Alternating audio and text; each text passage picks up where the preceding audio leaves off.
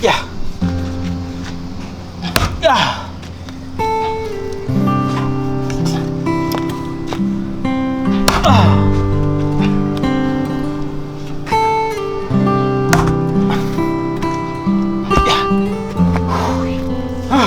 Cứng nhỉ.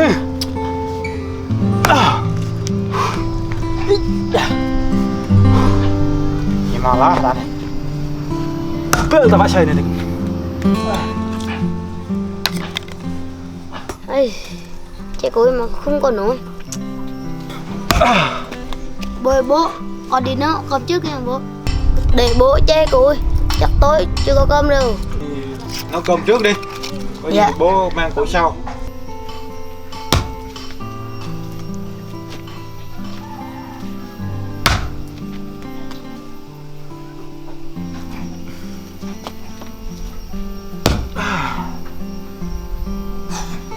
Mệt quá, đưa nước đã.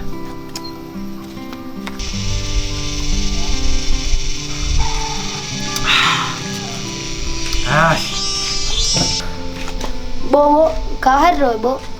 Cào hết rồi hả? Ủa? Hôm qua làm gì tao cào hết ta? À quên.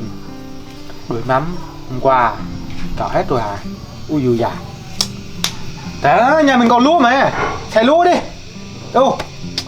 Mang bao lúa ra đây xay nha. Đi. Chú, nhà mình nhiều lúa mà. À.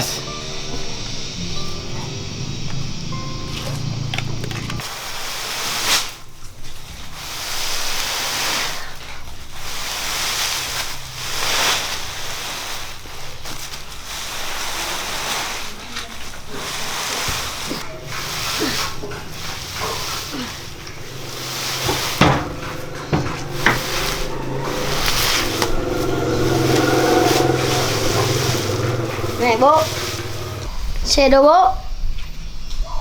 Xe hả? Để bố kiểm tra xe đã. Đúng rồi. Kiểm tra xăng có. Sao hết xăng trời ơi. Ôi dù da. Bánh xe như thế này. Thôi đi luôn chứ sợ gì. Nổ.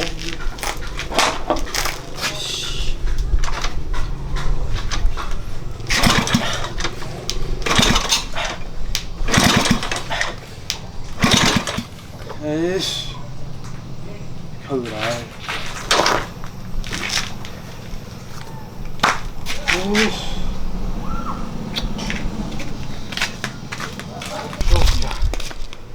Cái bao này mình khiêng nổi không vậy? Chắc nổi đâu.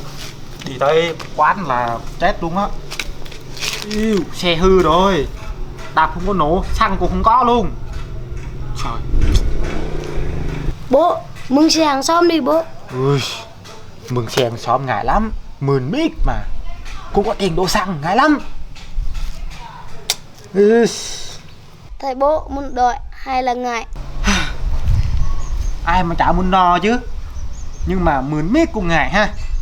Thôi chắc là ráng lần này, lần cuối thôi. Và đổi cái này xong rồi bán cạo, sửa xe. Chứ biết làm sao giờ. Thôi, nếu giữ bao lúa nha. Lần này ăn trộm lắm. Bố đi mượn xe hàng xóm đây. Qua nhà thằng bạn kia chắc không sao đâu. Nó thanh niên nó ở nhà miết cả. Xe nó cũng xấu. Chắc xe nó ở nhà thôi. Nó không dám lên xe nó tan cái đâu ha.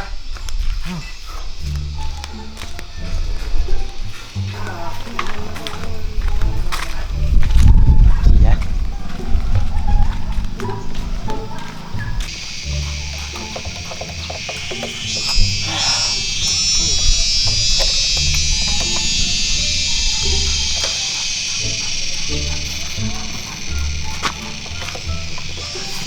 Đi đâu với bạn? Mượn xe. Cái gì? Mượn xe xài lúa. Cái gì? Mượn xe xài lúa nè. Đi. À, ông điên à? Đi mua à? Xe đang sửa như thế này sao đi được? Ủa đi sao vậy?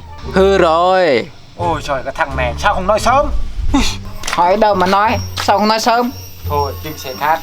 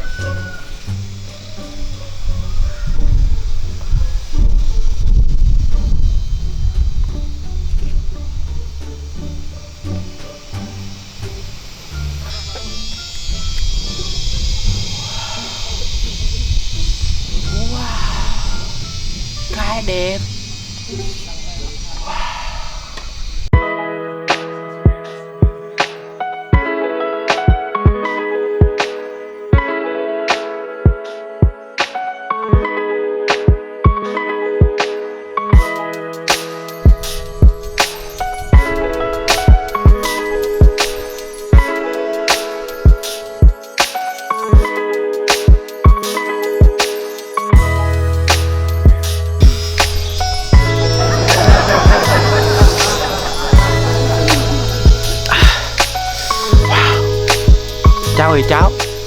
Cháu. Cái gì không chú? Chú muốn nói mà chú ngại quá.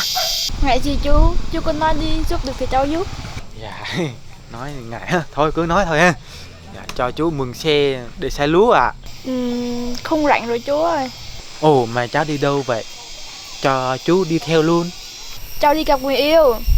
Chú không được đi theo đâu. Ôi trời ơi, người yêu của cháu là con trai, chẳng lẽ người yêu của cháu không có xe à? Người yêu của cháu phải đón cháu đi chơi đi chứ. Tự nhiên cháu đi xe cháu làm gì? Đó, giờ gọi cho người yêu của cháu nè. Đó, bảo đón cháu rồi cháu cho chú mượn xe đi xe lúa, đúng không? Người yêu cháu la á, đưa hết tài sản cho vợ nó rồi. Giờ chả có gì để đi đâu. À, người yêu này lạ nhỉ. Thôi, chú đi đã ha. Lạ nhỉ. Con cải này đẹp, xinh đẹp mà đi giật cướp chồng người ta. Làm cho người ta bảo vợ bán hết tài sản, không có xe để đi luôn, ghê thật. Mà còn một cái nữa, xinh đẹp rồi, keo kiệt thật, không có cho xe luôn. Kệ. Ôi, cái ông này bữa trước mượn xe rồi không đổ xăng. Trời ơi, chó mới lạ.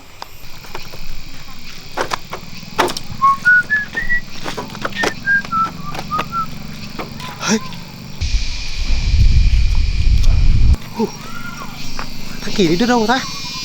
Nghi lắm nha. Ê, đừng nói để mừng xe mình nha. Đừng mừng hoài, không bao giờ đổ xăng đâu. Chắc không được rồi. Có cái gì đây? Không được. Nope.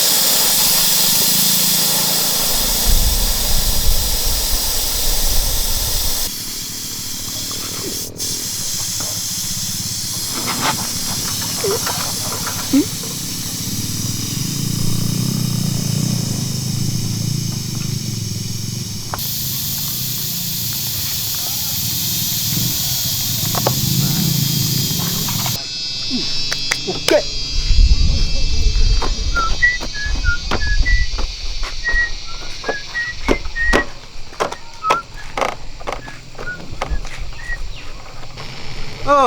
Cháu chào bác nhá. Ồ, đâu đây?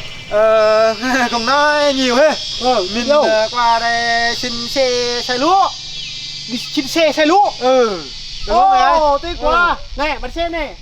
Theo, tôi đi xếp lốp rồi. Ôi. Mình phải đi nè, mình đi làm ruộng á. Bây giờ mình tính sơ mình tính đi qua lốp nè. Đây quá nhờ. Xe này Ôi, lốp rồi nè. Ui, xui quá. coi này. Đây nó mềm hết rồi nè. Ôi, xui quá. Ê, này mà xui lắm. Dạ. Đi 5 cái nhà rồi, không có xe Ồ. lúa. Ôi, giờ tiếc quá xe mình có, bây giờ xếp lốp rồi nè. Giờ, ui. Mình tính đi qua bây giờ luôn á. Ôi, thôi giờ mình đi nha. Đó thôi, vậy Ôi. đi. Cái thằng này suốt ngày cứ xe mới chạy xe mình không đổ xăng gì hết. Hôm nay không cho ông mượn nữa.